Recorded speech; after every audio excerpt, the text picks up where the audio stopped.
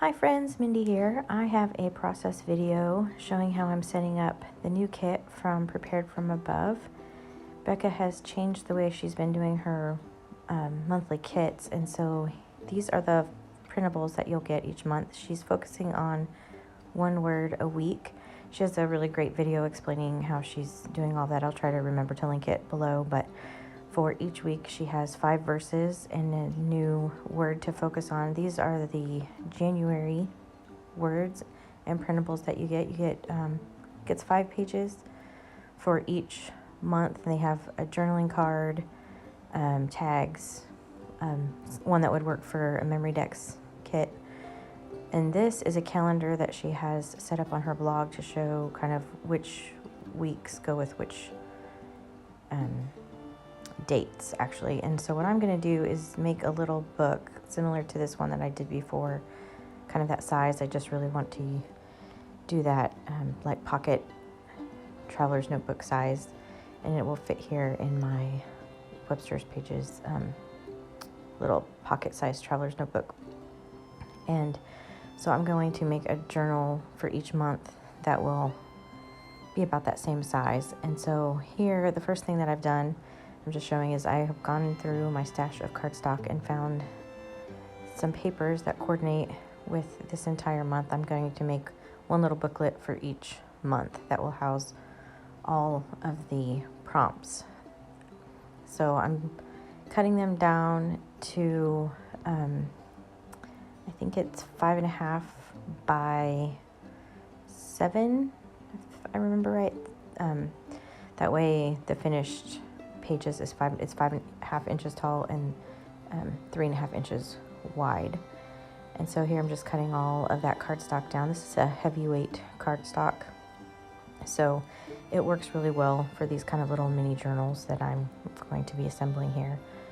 So the first thing that I am going to do is take these pieces that I've cut, and with my scoreboard here, I'm going to score them at 3.5 inches so that it just makes it easier to fold them, especially this really heavyweight cardstock.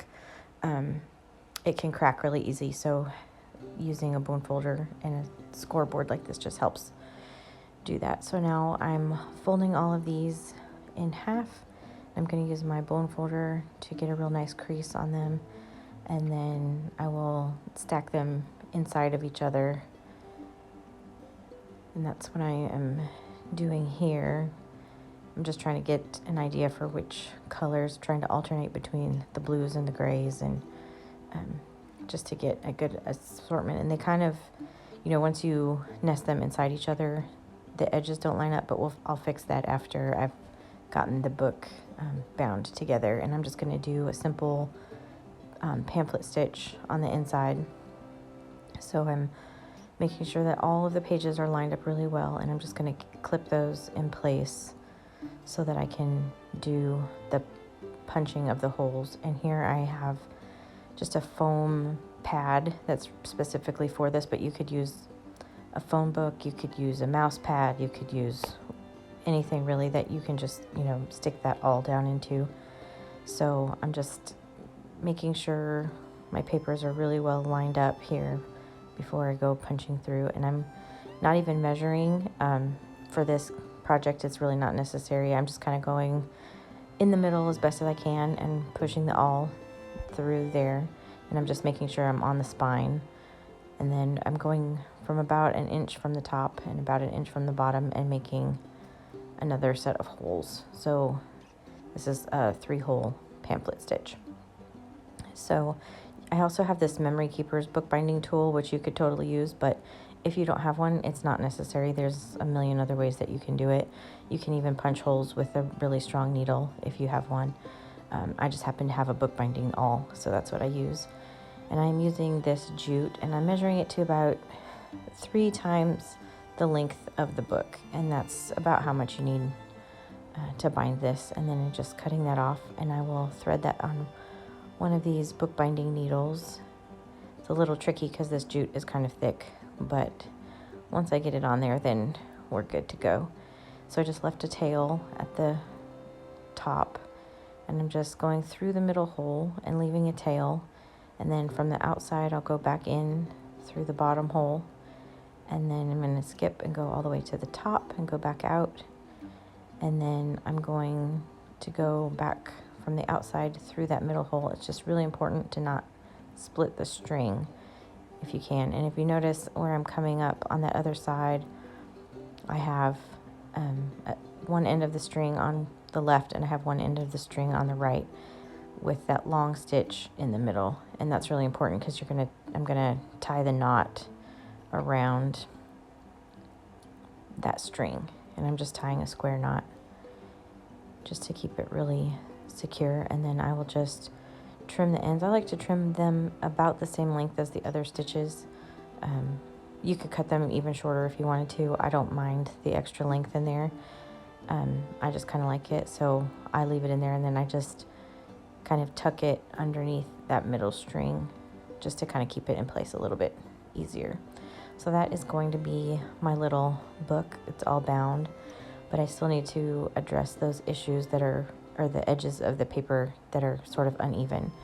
So for that, I am getting out my self-healing mat and an X-Acto knife, and I'm just taking this metal ruler here. It's got a cork on the back so it doesn't slip, so it's really handy for that. And I'm just going by where the shortest paper is, and I'm lining that up, and then I'm going to take my X-Acto knife and just cut all the way through all of the pages so that I end up with a flush edge. Whenever you're stacking all of those papers inside of each other, the middle one always tends to stick out a little bit, especially with these really heavyweight cardstocks. So this is just one way that you can do it. Of course, you could measure them all ahead of time and cut them accordingly, but it's just easier to trim off the little parts that are sticking out. So that's what I'm doing here. And then I noticed along the bottom, somehow I got that a little bit uneven as well. So I'm just going to straighten that up, doing the same exact process, just holding my metal ruler down really tight and using my X-Acto knife to just clean up that edge.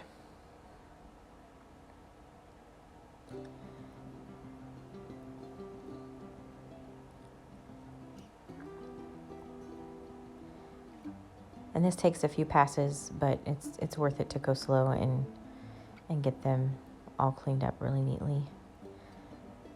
And then now I'm going to take my corner rounder. This is a Zutter corner rounder. It was an accessory with the Bind It All machine that I've had for years, but it works really well when you have a lot of, or really thick papers, or chipboard or whatever. It just cuts the corners. It's kind of heavy duty, so that's what I use. And now I'm showing you this. I'm going to use these journaling cards, but they're going to end up sticking out just a little bit because I'm mismeasured or whatever, but it's going to end up being okay. I'll show you how I'm going to work with that here in a little bit.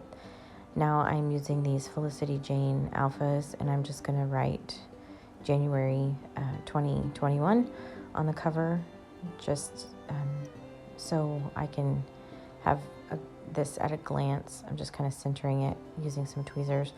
I plan to do one of these for each month, and so I just think at the end of the year it'll be a cute little collection to have, and I may even bind these little pamphlet stitched books into one larger book yet. I haven't quite decided, but we'll see when that time comes. So now I am cutting out the prompt list for the 5 words. This first week is focusing on journey, and so all of these verses are in reference to that topic. So I'm just going to cut that out and stick it on the front cover there, and I'll refer back to that as I'm going through the week, writing down each of the verses, and I will stick the other ones for the other weeks as I go, like that.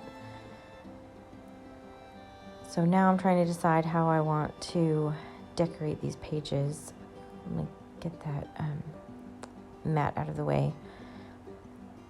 So like I said, this one is focusing on journey, so I'm gluing those list of verses. The way she's doing it now is there's 5 verses for each week, and so instead of having 31 prompts the way that she did before.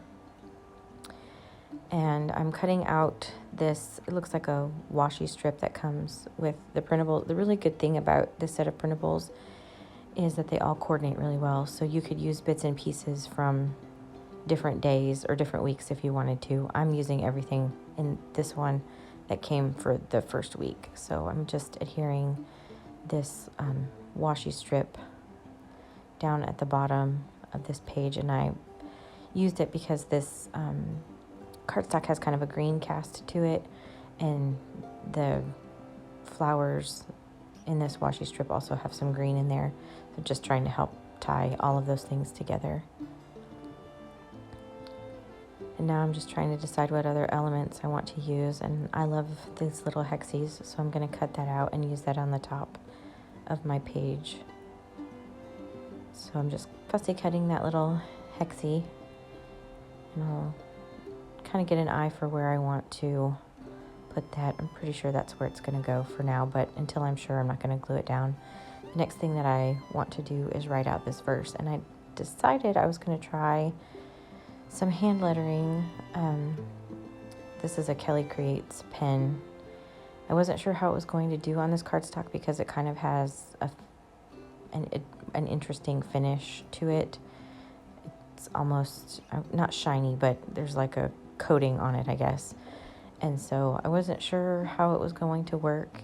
And also the texture, it's like a textured cardstock on one side, so I probably won't be able to do that for every day. But for this day, I was able to sort of get it done with no problem. The ink did start smearing a little bit, so I have to fix that in a second also. So here I am just gluing that down, and I got a little adhesive too far up on the back of the hexie, so I am using this gum eraser. If you don't have one of these are great. If you are like me and you get glue all over the place where it's not supposed to go, you just kind of erase it and it all peels up. So anyway, here is where I am cutting out the title for this week. It says Journey, and I'm going to glue that up at the top on that hexagon. And I'm starting to realize here that I have a little bit of problem with this ink. So it's smearing a little bit, but I'm going to show you a trick for fixing that. So I'm just gluing that word Journey up at the top. And I also had some glue down there on that washi strip I needed to get rid of, otherwise my pages are going to stick together. So anyway, well, all I have here is a really fluffy paintbrush and some baby powder. And I'm just going over, kind of like a blotter, all over all of that ink just to really set it in there and seal it and make sure that it dries completely. And then I'm taking a cloth and just wiping away all the excess baby powder. It's a trick I use quite a bit when I'm having problems with some of my inks. I wasn't sure how that pen was going to work on this cardstock, and so I needed to give it a little help there. And so now I'm using this card. This card is actually sized for a Memory Dex box, but I'm not doing a Memory Dex for this, but I still wanted to use the card. So what I'm going to do is treat this card like a tip-in. And so I am just getting out some clear, what this is clear sticker paper. So whenever I have printables that I print on clear sticker paper, usually around the margin or the border, there's always extra. I cut that off and save it, and because it comes in really handy for things like this.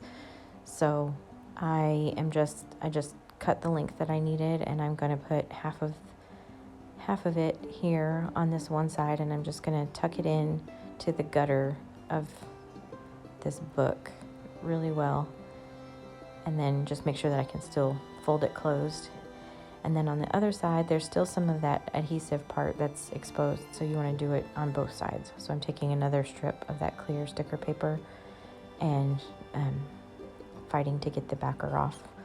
And then I'm just going to do that same process. So I'm just going to stick it on there and get it down into the gutter really well.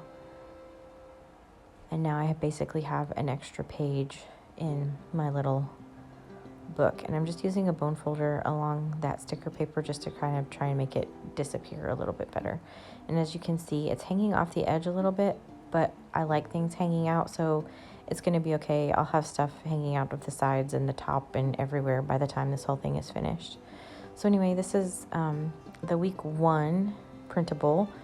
In this set, you get all of the 5 weeks, and they all coordinate together really well. And I will post an update when I've gone through some more of it. And I hope you liked this video. If you did, please give it a thumbs up, and I'd love it if you'd subscribe to my channel. And until next time, bye-bye.